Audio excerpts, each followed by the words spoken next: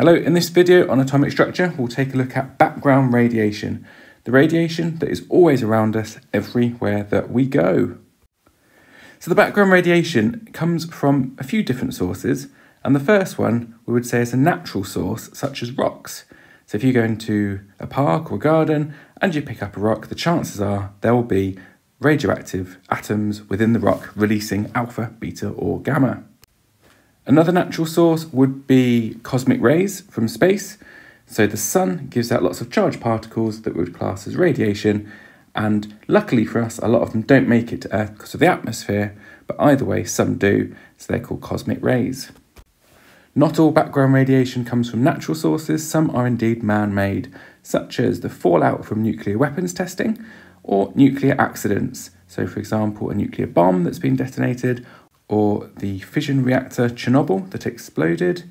The radioactive nuclei are still around today, releasing alpha, beta and gamma into the atmosphere, and therefore is classed as background radiation. I mentioned briefly earlier that the atmosphere gives us some level of protection from cosmic rays.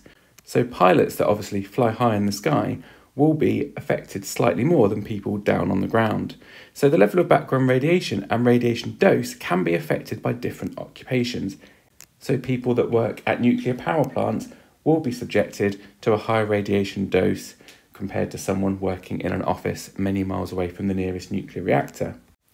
The level of background radiation can also be affected by where you live, your location. So if we take a look at Cornwall, we can see it's a lot darker just here, which represents the fact that the rocks that make up the countryside release far more radiation than those in East Anglia, Norfolk and Suffolk area.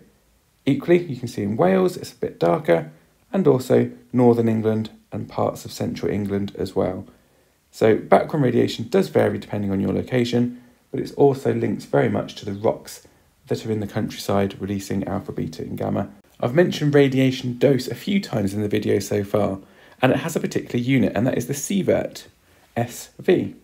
In general terms, however, we use millisievert, so there's 1,000 millisieverts in 1 sievert.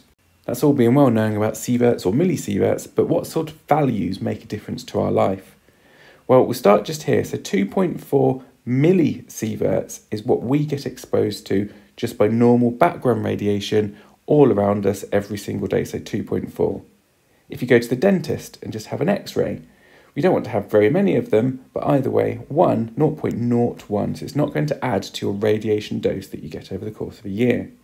As you go up the list, the numbers get bigger, and as you'll see, the impact of the radiation gets far less appealing. But the message here is if you need to have an x-ray, the reason will be maybe because of a break in your arm, and the doctor needs to know the severity of the break far more than they're worried about the small amount of dose that you'll receive from the x-ray. And just to put it in more perspective, I'll leave this picture here for you to press pause and take a look at other forms of radiation dose that you might be exposed to in the course of your life. This one's based around Canada.